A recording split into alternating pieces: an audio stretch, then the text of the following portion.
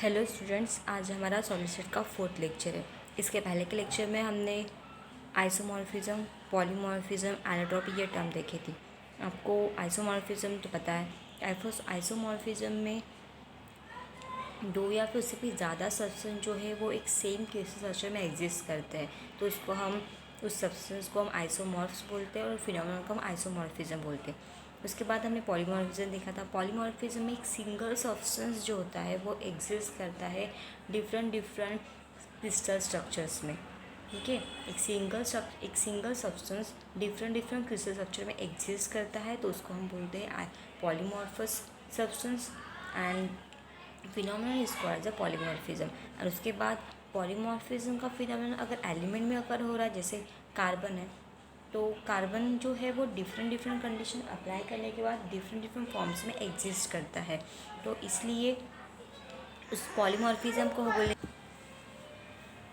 Allotropy जो point है वो पॉलीमॉर्फिज्म का ही ट्रांसफर है। एक्चुअली पॉलीमॉर्फिज्म जो है वो अगर सब्सटेंस में है तो उसके लिए हम पॉलीमॉर्फिज्म टर्म यूज करते हैं, लेकिन अगर वही एलिमेंट के लिए अगर है, द पॉलीमॉर्फिज्म अगर करा एलिमेंट में, तो इन दैट केस उसको हम पॉलीमॉर्फिज्म बोलने की जगह पे एलोट्रॉपी बोलते हैं। जैसे कार्बन जो है उसको डिफरेंट कंडीशन अप्लाई कर दो तो डिफरेंट कंडीशन में वो 3 डिफरेंट एलोट्रॉपिक फॉर्म में एग्जिस्ट करता है, का डायमंड, ग्रेफाइट, फुलरिन एक्सेट्रा। तो मतलब कि सब्सटेंस या फिर एलिमेंट को अगर डिफरेंट कंडीशन अप्लाई कर देते हैं तो डिफरेंट कंडीशन में वो डिफरेंट क्रिस्टल स्ट्रक्चर जो है वो डिफरेंट क्रिस्टल स्ट्रक्चर में एक्सिस्ट करता है, तो in that property is called the polymorphism. अगर स्पेशली वो एलिमेंट के लिए तो उसको पॉलीमॉर्फिज्म बोलने की जगह पे हम एलोट्रॉपी बोल सकते हैं। यहाँ तक हमने देखा था।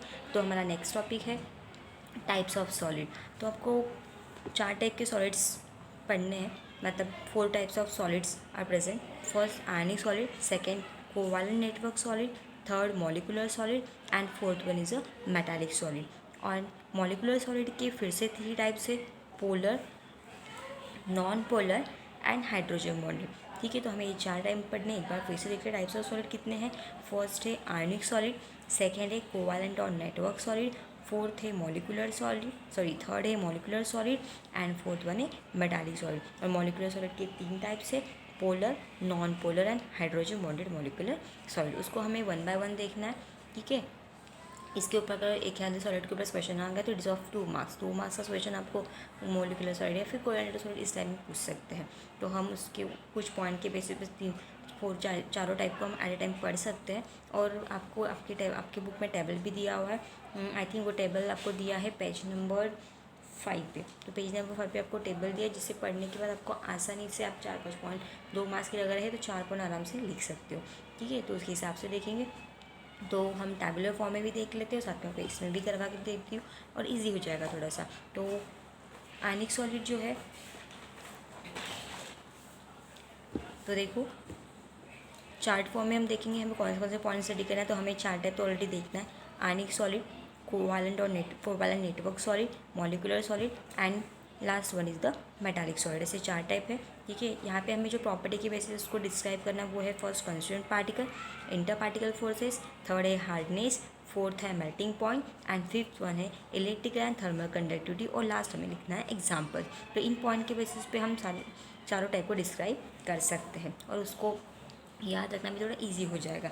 ठीक है, तो फर्स्ट है हमारा आयनिक सॉलिड। तो आपको ऑलरेडी पता है आयनिक सॉलिड में जनरली आयनिक सॉलिड जो होता है वो चार्ज पार्टिकल से बना होता है, या फिर हम आयनिक क्रिस्टल भी बोल सकते हैं। आयनिक सॉलिड या फिर आयनिक क्रिस्टल जो है किससे बना होता है, charge particles, nothing but the charge ion. किससे बना होता है वो, तो हमारा फर्स्ट पॉइंट रहेगा उसमें कंस्टिट्यूएंट पार्टिकल्स क्या रहेंगे, चार्ज आयन्स रहेंगे। अब आयन 2 टाइप के होते हैं, मतलब उसमें 2 टाइप के आयन कौन से रहेंगे, positive ion and negative ion. ठीक है, और दोनों चार्ज आयन भी हम बोलते हैं, पॉजिटिव आयन और नेगेटिव आयन को हम क्या बोलेंगे, चार्ज आयन बोलेंगे। और इन अदर में हम क्या बोलेंगे, पॉजिटिव आयन को हम बोलते हैं कटायन और नेगेटिव आयन को हम बोलते हैं अनायन। तो इन दैट केस हम ये भी बोल सकते हैं कि आयनिक सॉलिड किससे बना होता है, पॉजिटिव चार्ज कटायन से बना होता है और नेगेटिव चार्ज अनायन से बना होता है। तो कटायन और अनायन इन दोनों चार्ज आयन की वजह से आयनिक सॉलिड बनता है। तो कंस्टिट्यूएंट पार्टिकल्स क्या होंगे, कटायन और अनायन होंगे। ठीक है, देन उसके बाद इंटर पार्टिकल फोर्स। तो जनरली इस कटायन और अनायन का साइज़ जो है वो डिफरेंट होता है, उसके साइज़ में तो डिफरेंस रहेगा। तो जो कटायन जो है वो बिगर इन साइज होता है एज़ कम्पेयर टू अनायन, मतलब अनायन ये रहेगा स्मॉलर इन साइज, ठीक है। देन इस कटायन और अनायन के बीच में stronger electrostatic force of attraction होता है, उसको हम कूलम फोर्स भी बोल सकते हैं, ठीक है। जनरली हम उसको इलेक्ट्रोस्टैटिक फोर्स ऑफ अट्रैक्शन से ही बोलते हैं। तो उस आयनिक क्रिस्टल में ये जो कटायन और अनायन जो होते हैं वो एक दूसरे से हेल्ड होते हैं, एक दूसरे से टाइटली बंधे रहते हैं, किसकी वजह से, because of electrostatic force of attraction से। किसकी वजह से बंधे रहते हैं वो, इलेक्ट्रोस्टैटिक फोर्स ऑफ अट्रैक्शन से, इलेक्ट्रोस्टैटिक फोर्स ऑफ अट्रैक्शन से वो एक दूसरे से बंधे रहते हैं, ठीक है। तो ये हो गया हमारा इंटर पार्टिकल फोर्स, मतलब कटायन और अनायन इस पार्टिकल के बीच में इलेक्ट्रोस्टैटिक फोर्स ऑफ अट्रैक्शन होता है, जिसके वजह से वो एक दूसरे से बंधे रहते हैं, हेल्ड रहते हैं, और उसकी वजह से वो सॉलिड बनता है। ये हो गया हमारा सेकेंड पॉइंट। थर्ड पॉइंट है हार्डनेस का। तो इलेक्ट्रोस्टैटिक फोर्स ऑफ अट्रैक्शन थोड़े स्ट्रॉन्गर होते, तो अगर वो स्ट्रॉन्गर है तो 100% ये मैटर हार्ड रहेगा, ठीक है। तो हार्डनेस में हम क्या लिखेंगे, ये कैसा है, सॉलिड कैसा है, आयनिक सॉलिड, ये हार्ड नेचर का होता है, एज वेल एज वो ब्रिटल भी होता है। एंड उसके पास कौन सी प्रॉपर्टी है, ब्रिटलनेस की, तो वो ब्रिटल भी है। और ब्रिटल इन द सेंस क्या कि अगर हम पर्टिकुलर हाइट पे उसको अगर पर्टिकुलर हाइट से उसको अगर फेंकते हैं, ठीक है, या फिर वो गिर जाता है, तो इन दैट केस उसके बारीक बारीक टुकड़े हो जाते हैं, या फिर वो बारीक बारीक पीसेस में कन्वर्ट हो जाता है, ठीक है। हार्ड तो होता है, हार्ड मतलब इनकम्प्रेसिव, वो कंप्रेस नहीं होता, बट लेकिन उसको पर्टिकुलर हाइट से अगर वो गिर जाता है तो उसके छोटे छोटे पीसेस बन जाते हैं, तो वो हार्ड भी है और ब्रिटल भी है। तो ये हमारा हो गया थर्ड पॉइंट। उसके बाद मेल्टिंग पॉइंट, तो आपको पता ही है कि जनरली जो हार्ड होता है उसका मेल्टिंग पॉइंट हाई होता है, ये तो इसका मेल्टिंग पॉइंट कैसे रहेगा, हाई रहेगा, ठीक है। It shows a higher melting point. अब इलेक्ट्रिकल कंडक्टिविटी के बारे में बात करेंगे। जनरली ये जो सॉलिड होते हैं, जैसे कॉमन टेबल सॉल्ट है, NaCl है, ठीक है, या फिर KCl है, तो जनरली ये नॉन कंडक्टर्स होते हैं इलेक्ट्रिसिटी के, ठीक है। तो हम यहाँ पे क्या लिख सकते हैं, they are the non conductors of heat and electricity, या फिर हम उसको क्या बोलेंगे, इंसुलेटर बोल सकते हैं। वो कैसे होते हैं, इंसुलेटर्स होते हैं, ठीक है। लेकिन ये इलेक्ट्रिसिटी भी कंडक्ट कर सकते, लेकिन कब, जब वो मेल्टेड फॉर्म में होते हैं। अगर हम उस कंपाउंड को थोड़ा मेल्ट कर देंगे, ठीक है, उसको सेमी सॉलिड कर देंगे, तब उसमें आयंस थोड़े फ्री टू मूव होते हैं। क्योंकि अब इसमें आयन कहाँ से आएंगे, क्योंकि आपको पता है कि आयन सॉलिड किससे बना होता है, कटायन और अनायन से बना होता है, तो उसमें पॉजिटिव आयन भी और नेगेटिव आयन भी है। अगर हमने उसको सॉलिड फॉर्म में लिया तो वो आयन टाइटली हेल्ड एक दूसरे से रहेंगे, तो वो मूव नहीं करेंगे। लेकिन जैसे हमने उसको मेल्ट कर दिया तो उसके आयंस की मूवमेंट होना स्टार्ट होगा, और आयन अगर मूव होना स्टार्ट कर दिया आयंस ने, तो इन दैट केस मूवमेंट की वजह से वहाँ पे इलेक्ट्रिसिटी कंडक्ट की जाएगी, ठीक है। तो या फिर हम ये भी उसकी उसको अगर उस कंपाउंड को या फिर उस आयनिक सॉल्ट को हमने वाटर में थोड़ा डाल दिया तो वो डिज़ोल्व हो जाएगा। तो मेल्टेड फॉर्म में या फिर डिज़ोल्व फॉर्म में, डिज़ोल्व फॉर्म में तो थोड़ा वाटर तो रहेगा, तो आयन मूव करेंगे तो इलेक्ट्रिसिटी कैरी कर सकते हैं। तो हम यहाँ पे क्या लिख सकते हैं, बट एक्चुअली वो नॉन कंडक्टर इंसुलेटर है सॉलिड फॉर्म में, लेकिन वो कंडक्टर का काम भी करता है, वो कंडक्टर का रहेगा, but conductor in melted and dissolve state, dissolve state और मेल्टेड स्टेट में किसका काम करेगा, कंडक्टर का। तो ये पॉइंट हो गया, ठीक है। तो वो कंडक्टर का काम करेगा कब, जब वो मेल्टेड और डिज़ोल्व फॉर्म में रहेगा, अदरवाइज वो नॉन कंडक्टर रहता ही है। लास्ट पॉइंट एग्जाम्पल का, तो जैसे कॉमन टेबल सॉल्ट है हमारा NaCl है, ठीक है। दूसरा एग्जाम्पल है KCl, K2SO4 है, ठीक है, CaF2 है। तो this are the examples of ionic solid. तो ये हो गया हमारा आयनिक सॉलिड का पॉइंट, ठीक है। तो आपको आई होप ये पॉइंट पूरे समझ में आ गए होंगे। Charge particles cation ion electrostatic force of attraction ions के बीच में होता है, वो एक दूसरे से हेल्ड होते हैं उससे, और सॉलिड बनता है। स्ट्रॉन्गर फोर्स होने की वजह से हार्ड होता है, ब्रिटल नेचर का होता है, उसका मेल्टिंग पॉइंट ज़्यादा होता है। और जनरली ये जो आयनिक सॉलिड है वो नॉन कंडक्टर्स होते हैं, और लेकिन वो मेल्टेड फॉर्म में और डिजॉल्व स्टेट में वो कंडक्टर का काम कर सकते हैं। Example NaCl, KCl, K2SO4, CF2 etcetera. Then हमारा नेक्स्ट टॉपिक है, नेक्स्ट पॉइंट है, सॉरी, कोवालेंट नेटवर्क सॉलिड। तो कोवालेंट नेटवर्क सॉलिड के बारे में भी देख लेते हैं। तो कोवालेंट नेटवर्क सॉलिड में सबसे पहला पार्ट है कंस्टिट्यूएंट पार्टिकल का। तो कंस्टिट्यूएंट पार्टिकल्स जो रहते हैं वो कौन से रहेंगे, एटम्स, मतलब एटम के बीच में ही कोवालेंट बॉन्ड बनता है और फिर वो कन्वर्ट होता है मॉलिक्यूल में, ठीक है। तो जनरली हम क्या देखेंगे कि इसमें कंस्टिट्यूएंट पार्टिकल्स क्या होते हैं, एटम्स, डिफरेंट डिफरेंट टाइप्स के एटम होते हैं, ठीक है। और उस एटम्स के को एटम के बीच में कोवैलेंट बॉन्ड बन के वो एक बड़ा सॉलिड बनाते हैं। ठीक है, तो कंस्ट्रक्टिव पार्टिकल्स क्या हो गए, उसके एटम। और एटम एक दूसरे से किसी जुड़े होते हैं with the help of covalent bond. मतलब इंटरपार्टिकल फोर्स ऑफ अट्रैक्शन कौन सा होता है, उसका कोवैलेंट बॉन्ड होता है।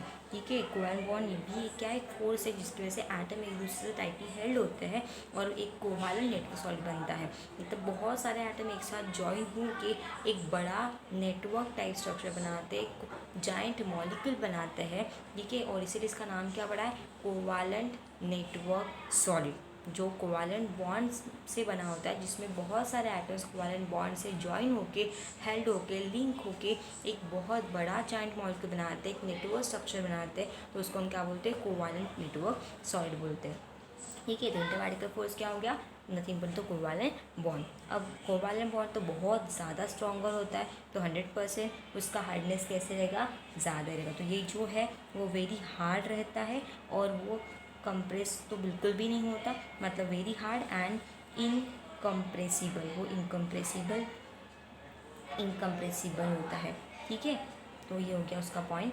देन मेल्टिंग पॉइंट, तो 100% वो तो हाँ रहना ही है, क्योंकि हार्ड नेचर का है, कोवैलेंट बॉन्ड बहुत स्ट्रॉन्गर है, तो इसका मेल्टिंग पॉइंट भी कैसा रहेगा, हाई मेल्टिंग पॉइंट रहेगा। ठीक है, अगर इनकेस बॉइलिंग पॉइंट का पॉइंट कंसिडर है कोवैलेंट, तो वो भी हाई ही रहेगा। देन उसके बाद इलेक्ट्रिकल कंडक्टिविटी, तो इलेक्ट्रिकल कंडक्टिविटी में पॉइंट ये रहेगा कि जनरली कोवैलेंट बॉन्ड में जो इलेक्ट्रॉन्स होते हैं वो लोकलाइज तो रहते हैं। ठीक है, वो एक पर्टिकुलर जगह पे लोकलाइज रहते हैं, बट वो मोबाइल नहीं रहते, वो मूव नहीं कर सकते। अगर आए इलेक्ट्रॉन मूव ही नहीं करेंगे तो वहाँ पे इलेक्ट्रिसिटी कंडक्ट करना पॉसिबल ही नहीं है। तो उसमें हम सिंपल टर्म में क्या बोलेंगे, इट्स अ इंसुलेटर, मतलब इट्स अ बैड कंडक्टर, या फिर हम उसको बोलेंगे पुअर कंडक्टर। वो क्या होता है, it's a poor conductor of heat and electricity. तो ये हो गया हमारा fourth fifth point, sorry. And last one is of example, तो एग्जाम्पल हम उसका ले सकते हैं diamond, it's allotropic form of carbon. उसके बाद हम ग्रेफाइट को भी ले सकते हैं, graphite is also another allotropic form of the carbon. ठीक है, उसके बाद हम क्वार्ट्ज ले सकते हैं, दैट इज़ SiO2, उसको हम सिलिका भी बोल सकते हैं, नो डाउट, SiO2। ठीक है, तो ये एग्जाम्पल है आपके कोवैलेंट नेटवर्क सॉलिड के। ठीक है, देन उसके बाद हमारा नेक्स्ट पॉइंट है दैट इज़ मॉलिक्यूलर सॉलिड। तो मॉलिक्यूलर सॉलिड जो है उसके 3 टाइप्स है। तो सबसे पहले ये देख लेते हैं कि generally Cl2, CH4, H2, CO2, O2 हमने ये देखा होगा। जनरली Cl2 गैसेस फॉर्म में होता है, CH4 मतलब मीथेन, वो भी गैसेस फॉर्म में होता है, हाइड्रोजन भी गैस होती है, CO2 भी गैस होती है, O2 भी गैस होती है। तो ये सारे गैसेस है, बट इसको अगर हम सॉलिडिफाइड करेंगे तब उसका कन्वर्शन होता है मॉलिक्यूलर क्रिस्टल में, मतलब उसका कन्वर्शन होता है मॉलिक्यूलर सॉलिड में। ठीक है, अब उसके पॉइंट्स देख लेते हैं। तो इसमें कंस्टिट्यूएंट पार्टिकल्स क्या रहेंगे, तो 100% मॉलिक्यूलर सॉलिड तो किससे बना रहेगा, मॉलिक्यूल से बना रहेगा। ठीक है, तो कंस्टिट्यूएंट पार्टिकल्स क्या रहेंगे, इसके मॉलिक्यूल्स। ठीक है, तो कंस्टिट्यूएंट पार्टिकल्स क्या रहेंगे, मॉलिक्यूल। अब मॉलिक्यूल जो है वो एक सिंगल एटम, मतलब मोनो एटॉमिक भी रह सकता है। ठीक है, मतलब एक सिंगल एटम भी रह सकता है, या फिर वो 2 या फिर उससे भी ज़्यादा, मतलब पॉली एटम से भी बना हो सकता है। मतलब वो मॉलिक्यूलर सॉलिड कैसे रह सकता है, mono atomic solid molecular solid रह सकता है, या फिर पॉली एटॉमिक मॉलिक्यूलर सॉलिड भी रह सकता है। मतलब एक सिंगल आइटम से, अब सिंगल आइटम कौन से, जैसे आर्गॉन, नियॉन, कीटोन, क्योंकि ये तो किसी के साथ ज्वाइन ही नहीं हो सकते, तो सिंगल आइटम से ही सॉलिड बनाएंगे, तो ये भी उसमें इंक्लूड होंगे। और पॉली आइटम मतलब जिसमें बहुत सारे आइटम एक साथ लिंक होके वो मॉलिक्यूलर सॉलिड भी फॉर्म कर सकते। तो इसमें कंस्टिट्यूएंट पार्टिकल रहेगा मॉलिक्यूल, वो मॉलिक्यूल मोनो एटॉमिक भी रह सकता है या फिर पॉली एटॉमिक रह सकता है। देन सिंगल आइटम रहेगा या फिर बहुत सारे आइटम जॉइन होकर भी बना सकते हैं। देन उसके बाद इंटरपार्टिकल फोर्सेस है। तो इंटरपार्टिकल फोर्सेस तो मॉलिक्यूलर सॉलिड में बहुत सारे टाइप के होते हैं, और इनफैक्ट आपको वो 11th स्टैंडर्ड में चैप्टर नंबर 10 में डिफरेंट टाइप के इंटरमॉलिक्यूलर फोर्सेस ऑफ अट्रैक्शन भी दिए हुए हैं। उसमें हाइड्रोजन बॉन्ड क्या है वो आपको बताती हूँ, वैसे दिया है आपको, कैन यू रिकॉल के इस क्वेश्चन में उसी में कि हाइड्रोजन बॉन्ड क्या है। ठीक है, तो वो भी बता देंगे आपको कि हाइड्रोजन बॉन्ड किसके बीच में बनता है। तो पहला देखो, उसमें आपको टाइप ऑफ फोर्सेस दिए, तो आपको मैं सॉलिड को, इसके पहले मैंने बताया था कि मॉलिक्यूलर सॉलिड की 3 टाइप्स बताए थे। कौन से टाइप बताते हैं आपको, मॉलिक्यूलर सॉलिड के पोलर, नॉन पोलर। यहाँ पे लिख के बता देती हूँ एक बार कि मॉलिक्यूलर सॉलिड जो होता है यहाँ पे सेपरेटली, कि मॉलिक्यूलर सॉलिड जो है उस मॉलिक्यूलर सॉलिड की 3 टाइप्स है। ठीक है। तो कौन सा 3 टाइप्स है उसके मॉलिक्यूलर सॉलिड के? मॉलिक्यूलर सॉलिड का फर्स्ट है पोलर मॉलिक्यूलर सॉलिड, सेकेंड है non polar molecular solid, and last है that is hydrogen bonded molecular solid. Polar molecular solid, non polar molecular solid and hydrogen bonded molecular solid, ऐसे 3 type है। और उसके बाद हम interparticular forces of attraction की बात करेंगे तो 100% उसके अगर 3 अलग अलग टाइप के तो इनके फोर्सेस भी अलग अलग रहेंगे। तो इसमें फोर्सेस कौन से रहेंगे? जैसे अगर पोलर टाइप का अगर है, पोलर मॉलिक्यूलर सॉलिड है, तो इसमें फोर्सेस रहेंगे डाइपोल डाइपोल इंट्रैक्शन जो बहुत वीक टाइप के होते हैं, वीकर डाइपोल डाइपोल इंट्रैक्शन ये रहेगा। तो यहाँ पे हम ये भी यहाँ पे भी लिख सकते हैं डाइपोल डाइपोल इंट्रैक्शन। अगर नॉन पोलर अगर है तो नॉन पोलर में आपको मिलेगा जैसे डिस्पर्शन फोर्सेस है, लंडन फोर्सेस है, ठीक है, डिस्पर्शन एंड लंडन फोर्सेस हम ये लिख सकते हैं। इसमें डिस्पर्शन या फिर लंडन फोर्सेस रह सकते हैं। और हाइड्रोजन बॉन्डेड तो उसमें hydrogen bond he it's one type of force, तो यहाँ पे हाइड्रोजन बॉन्ड भी जो है वो फोर्स का काम करेगा। तो हम यहाँ पे लिख लेते हैं, तो इन तीनों को मिला के लिख लेते हैं यहाँ पे टाइप कौन से मॉलिक्यूलर सॉलिड के, polar, non polar and hydrogen bonded. उसके अलग अलग एग्जांपल्स भी वो भी बता दूंगे आपको, ठीक है। तो मॉलिक्यूलर सॉलिड मॉलिक्यूल से बना होता है, उसमें 3 टाइप के सॉलिड है, पोलर मॉलिक्यूलर सॉलिड है, नॉन पोलर मॉलिक्यूलर सॉलिड है, हाइड्रोजन बॉन्डेड मॉलिक्यूलर सॉलिड है। पोलर मॉलिक्यूलर सॉलिड में जो मॉलिक्यूल्स जो एक दूसरे से लिंक होते हैं वो वीकर डाइपोल डाइपोल इंट्रैक्शन से लिंक होते हैं। नॉन पोलर मॉलिक्यूलर सॉलिड जो है वो डिस्पर्शन और लंडन फोर्सेस से ज्वाइन होते हैं एक दूसरे से। और हाइड्रोजन मॉलिक्यूलर सॉलिड में मॉलिक्यूल के बीच में हाइड्रोजन बॉन्ड होता है। हाइड्रोजन बॉन्ड क्या है वो भी बताती हूँ, ठीक है। तो यहाँ पे हम पहले फोर्सेस लिख लेते हैं इन जनरल तीनों को मिला के कि मॉलिक्यूलर सॉलिड में इंटरपार्टिकुलर फोर्सेस क्या क्या रह सकते हैं। फर्स्ट रह सकता है डाइपोल इंटरैक्शन, ये रह सकता है, वो भी वीकर टाइप का, ठीक है, वीक डाइपोल डाइपोल इंटरेक्शन रह सकता है। या फिर हम लिख सकते हैं डिस्पर्शन या फिर लंडन फोर्सेस, ये रह सकता है। और थर्ड रह सकता है हाइड्रोजन बॉन्ड। तो इन टाइप के फोर्सेस रह सकते हैं। तो इसके बेसिस पे हमने इसको 3 टाइप की है, polar molecular solid, non polar and moleculars hydrogen bonded, ठीक है। तो पोलर में होता है weak dipole dipole interaction, non polar में होता है dispersion and London forces, and hydrogen bonding में होता है हाइड्रोजन बॉन्ड। तो ये इंटरपार्टिकुलर फोर्सेस में रह सकते हैं। अब हार्डनेस के बारे में तो आपको स्पेशली अलग पॉइंट हम बोल सकते हैं कि जनरली ये जो सॉलिड्स होते हैं वो बहुत ज़्यादा सॉफ्ट टाइप के होते हैं, ठीक है। ये जो सॉलिड्स है वो ज़्यादा स्ट्रॉन्गर नहीं होती क्योंकि इसमें फोर्सेस ही बहुत वीक टाइप के होते हैं। जैसे हमने 3 टाइप के जो फोर्सेस देखे हैं, weak dipole interaction, London forces, dispersion forces, ये थोड़े से वीकर होते हैं, ठीक है। हाइड्रोजन बॉन्ड भी उस एज़ कम्पेयर टू डिस्पर्शन और डाइपोल इंट्रैक्शन वो थोड़ा स्ट्रॉन्गर नेचर का होता है। जनरली हम बोलते हैं कि थोड़ा स्ट्रॉन्गर होता है, बट फिर भी वो बाकी के फोर्सेस के कंपेरिजन में वीक है। तो इसलिए ये जो टाइप के जो सॉलिड्स होते हैं मॉलिक्यूलर सॉलिड वो कैसे नेचर के होते हैं, सॉफ्ट होते हैं। तो यहाँ पे रहेंगे usually they are the soft, वो सॉफ्ट रहेंगे, ठीक है, सॉफ्ट सॉलिड है। देन उसके बाद अगर वो सॉफ्ट है तो 100% उसका मेल्टिंग पॉइंट कैसे रहेगा, लोअर रहेगा। तो it shows a lower melting point, उसका मेल्टिंग पॉइंट लो रहेगा, ठीक है। और इलेक्ट्रिकल थर्मल कंडक्टिविटी के बारे में बात करें तो they are the bad conductor और poor conductor of heat and electricity, मतलब they are the good insulator, हम ये बोल सकते हैं, ठीक है। वो क्या है, गुड इंसुलेटर है, ठीक है। तो हम यहाँ पे लिख सकते हैं they are the poor conductors of heat and electricity. वो कैसे है, पुअर कंडक्टर है हीट एंड इलेक्ट्रिसिटी के। और अदर वर्ड में हम क्या बोल सकते हैं, इसको गुड इंसुलेटर, मतलब वो गुड इंसुलेटर मतलब हीट को कैरी करके लेके जा ही नहीं सकते, ठीक है। ये हो गया हमारा पॉइंट। एंड उसके एग्जांपल्स तो हमारे पास 3 अलग अलग टाइप के एग्जांपल्स है। जैसे अगर हमने पोलर मॉलिक्यूल को देखा तो पोलर मॉलिक्यूल कौन से रह सकते हैं, जैसे फॉर एग्जांपल है HCl, ये पोलर का एग्जांपल है HCl, ठीक है। उसके बाद SO2, तो ये पोलर रहेंगे। ठीक है, देन उसके बाद अगर नॉन पोलर की बात करेंगे तो नॉन पोलर का एग्जांपल रहेगा, सेकेंड नॉन पोलर का एग्जांपल हमारा क्या रहेगा, जैसे मीथेन गैस है, Cl2 गैस है, H2 गैस है, this are the non polar. ठीक है, और थर्ड टाइप जो हमारा हाइड्रोजन बॉन्ड है उसमें हम वाटर लिख ही सकते हैं। ठीक है, यहाँ पे हम SO2 भी वाटर लिख सकते हैं, या फिर एंड जो भी हाइड्रोजन बॉन्डेड कंपाउंड है वो भी लिख सकते हैं। जैसे फॉर एग्जांपल अमोनिया NH3 है तो वो भी लिख सकते हैं, NH3 है, उसके बाद HF है, तो ये भी उसमें इंक्लूड कर सकते हैं। तो ऐसे SO2 ज़्यादा examples of polar molecular solid, CH4, Cl2, H2 ज़्यादा non polar molecular solid, H2, NH3, HF जो है वो है हाइड्रोजन बॉन्डेड मोलिकुलर सॉलिड।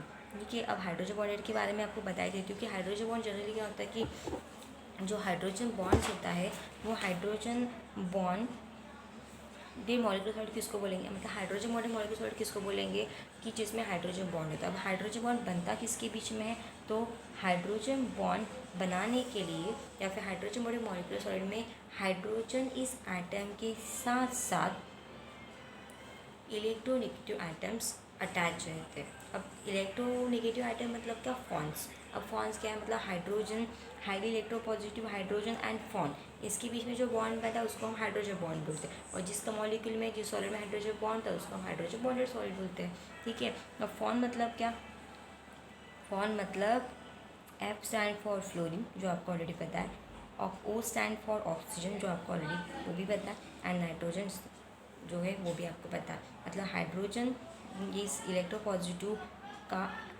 जो बॉन्ड है वो हाईली इलेक्ट्रोनेगेटिव फ्लोरीन या फिर ऑक्सीजन या फिर नाइट्रोजन, इनके बीच में जो बॉन्ड बनेगा उसको हम हाइड्रोजन बॉन्ड बोलते हैं। और जिस मॉलिक्यूल में हाइड्रोजन बॉन्ड है या फिर जिस सॉलिड में हाइड्रोजन बॉन्ड है उसको हम बोलेंगे हाइड्रोजन बॉन्डेड मॉलिक्यूलर सॉलिड बोलेंगे।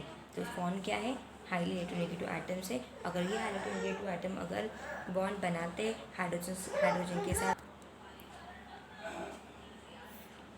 फ्लोरीन ऑक्सीजन नाइट्रोजन जब हाइड्रोजन के साथ बॉन्ड बनाते हैं तो उसको हम हाइड्रोजन बॉन्ड बोलते हैं। और जब वो किसी सॉलिड में प्रेजेंट होते हैं तो उसको हम हाइड्रोजन बॉन्डेड सॉलिड बोलते हैं। ठीक है, ये हो गया हमारा पॉइंट हाइड्रोजन बॉन्डेड का। और हमारा लास्ट है मॉलिक्यूलर सॉलिड। तो मॉलिक्यूलर सॉलिड देख लेते। तो मेटालिक सॉलिड। तो जनरली मेटालिक सॉलिड जो है वो मेटालिक सॉलिड या फिर मेटालिक क्रिस्टल जो होता है उसमें पूरे इंटायर क्रिस्टल में kernel in the sea of delocalize electron उस क्रिस्टल स्ट्रक्चर में प्रेजेंट होते हैं। मैंने आपको मेटालिक सॉलिड में बताया कि मेटालिक सॉलिड में क्या होता है कि जनरली जो पूरा इंटायर क्रिस्टल स्ट्रक्चर जो होता है उसमें इलेक्ट्रॉन्स जो है वो डीलोकलाइज होते हैं, मतलब इलेक्ट्रॉन्स पूरे स्प्रेड हुए रहते हैं। और उसको बोलते हैं इलेक्ट्रॉन का सी, मतलब इलेक्ट्रॉन का समंदर। और उस इलेक्ट्रॉन के समंदर में, मतलब उस इलेक्ट्रॉन के सी में हम पॉजिटिव चार्ज के मेटल आयन को इमर्स करते हैं। और उसके वजह से उस पॉजिटिव चार्ज के मेटल आयन के बीच में और इलेक्ट्रॉन्स के बीच में एक फोर्स ऑफ अट्रैक्शन होता है, और उसी फोर्स ऑफ अट्रैक्शन को हम बोलते हैं मेटालिक बॉन्ड। तो इस तरीके से वो मेटालिक सॉलिड बनता है। ठीक है, तो मेटालिक सॉलिड में जो मेटालिक आयंस है उसको हम कर्नल्स भी बोलते हैं। ठीक है, तो ये आपको याद रखना है कि मेटल आयंस जो होते हैं उसमें वो कर्नल्स। आपको डायग्राम में भी बता देती हूँ कि जनरली कैसे होता है कि हमने अगर देखा मेटालिक सॉलिड अगर हमें बताना है तो मेटालिक सॉलिड या फिर मेटालिक क्रिस्टल जो होता है वो कैसे बनता है। मेटालिक क्रिस्टल में जो इलेक्ट्रॉन्स होते हैं वो पूरे क्रिस्टल में डीलोकलाइज होते हैं। ठीक है, और उसको बोलते हैं हम सी ऑफ इलेक्ट्रॉन्स। और उस इलेक्ट्रॉन के सी में हम मेटल आयन को इमर्स करते हैं, मतलब उसमें डीप कर देते हैं। ठीक है, इलेक्ट्रॉन का सी होता है, उस इलेक्ट्रॉन के सी में हम क्या करते हैं, पॉजिटिव चार्ज के मेटल आयन को इमर्स कर देते हैं। ठीक है, और उसके पॉजिटिव चार्ज मेटल आयन और नेगेटिव चार्ज इलेक्ट्रॉन्स के बीच में इलेक्ट्रोस्टैटिक फोर्स ऑफ अट्रैक्शन होता है या फिर फोर्स ऑफ अट्रैक्शन होता है। तो उस फोर्स ऑफ अट्रैक्शन की वजह से इसके बीच में मेटालिक बॉन्ड बनता है, और उस मेटालिक बॉन्ड के वजह से पूरे पॉजिटिव चार्ज के आयंस और नेगेटिव चार्ज के इलेक्ट्रॉन एक दूसरे से हेल्ड होते हैं and it forms a metallic crystal. तो ये, और उसको हम बोलते हैं मेटालिक सॉलिड। और ये जो पॉजिटिव चार्ज जो होते हैं उसमें उस आयन मतलब मेटालिक आयन उसको बोलते हैं हम कर्नल्स।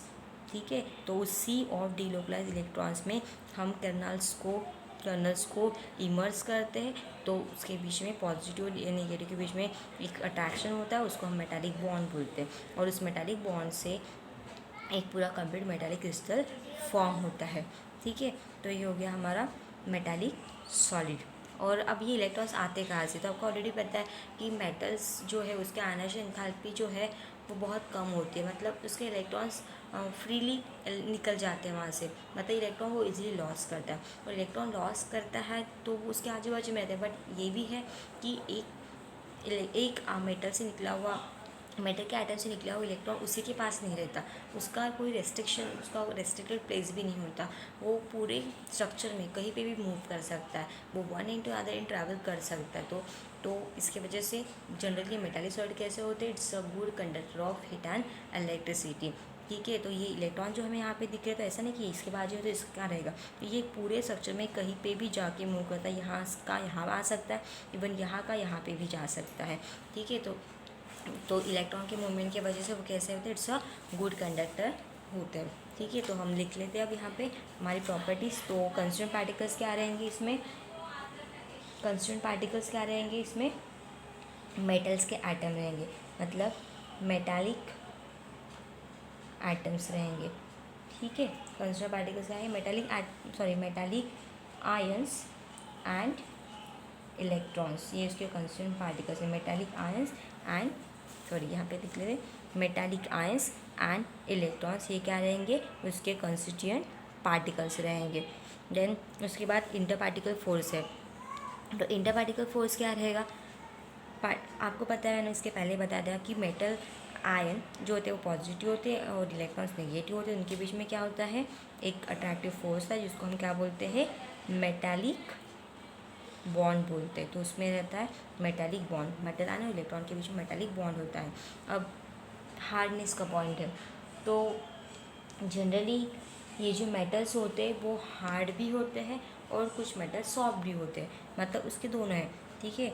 वो सॉफ्ट भी रह सकते, सॉफ्ट से लेकर वो हार्ड तक उसका नेचर रहता है, मतलब सॉफ्ट से लेकर हार्ड तक वो मेटल होते जाते हैं, कुछ मेटल सॉफ्ट होते हैं, कुछ मेटल हार्ड, मतलब सॉफ्ट और हार्ड ये दोनों प्रॉपर्टी वो शो कर सकते हैं। फॉर एग्जांपल सोडियम और पोटेशियम में बहुत ज़्यादा सॉफ्ट मेटल्स होते हैं, आयरन है, ये हार्डर मेटल है, लाइक वाइज। तो सॉफ्ट से लेकर हार्ड तक हम उसको डिस्क्राइब कर सकते हैं, कुछ मेटल हार्ड और कुछ मेटल सॉफ्ट रहते हैं, ठीक है। देन मेल्टिंग पॉइंट की अगर बात करेंगे तो मेल्टिंग पॉइंट कैसे रहेगा उसका, 100% उसका मेल्टिंग पॉइंट तो ज़्यादा ही रहेगा, ठीक है।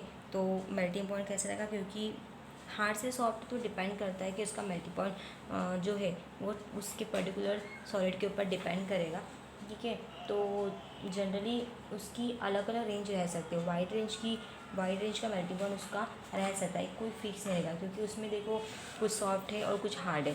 तो जनरली सॉफ्ट से लेकर हार्ड तक का पॉइंट अगर है तो उसमें मेल्टिंग पॉइंट जो है वो वाइड रेंज का रहेगा, मतलब उसमें किसी का लो रहेगा, किसी का हाई रहेगा। तो वाइड रेंज हम यहाँ पे लिख सकते हैं, किसी का कम और किसी का ज़्यादा, किसी का लो किसी का हाई टेम्परेचर मेल्टिंग पॉइंट रह सकता है। और देन उसके बाद कंडक्टिविटी के बारे में बात करेंगे तो मेटल्स में इलेक्ट्रॉन्स फ्री होते हैं, वो पूरे क्रिस्टल में कहीं पर भी मूव कर सकते हैं, तो इन दैट केस वो कैसे रहेंगे, it's a good conductors of heat and electricity. वो कैसे है, वो गुड कंडक्टर्स है। देन एग्जांपल्स, ऑल टाइप के metals and alloy metals, all metals and it's alloy, ये उसके एग्जांपल्स हैं, पूरे मेटल्स और अलॉय उसके एग्जांपल्स हैं। और आपको पता है कि मेटल की कुछ प्रॉपर्टीज़ भी होती है, मेटल ये मेलेबल होता है, they can be hammered into the thin sheet, उसको हम हैमर्ड करके थीन शीट्स में कन्वर्ट कर सकते हैं। उसके बाद वो डक्टाइल होता है, ठीक है, डक्टाइल होता है मतलब उसको हम थीन वायर में भी कन्वर्ट कर सकते हैं, ये उसकी कुछ प्रॉपर्टीज़ है। और उसकी लस्टर, उसका सरफेस शाइनी होता है, ये भी आपको पता है। तो ये हमारे होगी चारों टाइप्स। आई होप आपको ये पूरा डिस्कशन समझ में आ गया होगा, ठीक है। आपको इस पॉइंट में मैंने constituent particles, inter particle force, metal की hardness, melting point, electrical and thermal conductivity and उसके एग्जांपल्स अच्छे से एक्सप्लेन कर दिए। आई होप आपको ये वीडियो समझ में आ गया होगा। आप एक बार अपने बुक के टेबल को एक बार रिवाइज कर लो, तो आपको ये सारे पॉइंट्स पॉइंट जो है वो अच्छे से समझ में आ जाएंगे। ठीक है, रिवाइज़ करने का काम पड़ा तो आप उसको एक बार टेबल देख लोगे तो 100% आपको ये समझ में आ जाएगा। तो ये वीडियो मैं यहीं पे ख़त्म कर रही हूँ। Thank you.